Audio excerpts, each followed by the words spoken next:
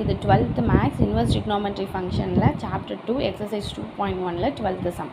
இப்போ இதில் நம்மளுக்கு 2 டேர்ம் இருக்குது. ரெண்டுமே தனித்தனியாக கண்டுபிடிச்சி நான் என்ன பண்ணுவேன், வேல்யூஸை நம்ம ஆட் பண்ணணும். இப்போ ஃபஸ்ட்டு காஸ் இன்வெர்ஸ் ஆஃப் 1/2.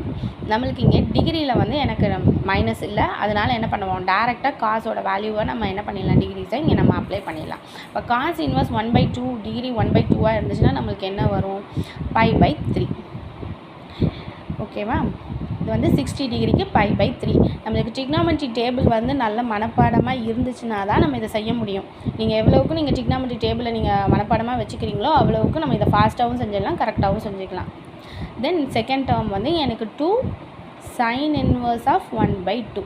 இப்போ இந்த 2வை நான் இங்கே அப்படியே போட்டுக்கிறேன். sin இன்வர்ஸ் ஆஃப் 1/2, சைனோட வேல்யூ நம்மளுக்கு என்ன வரும், 1/2 எங்கே இருக்கும் அப்படின்னா π/6 இருக்கும்.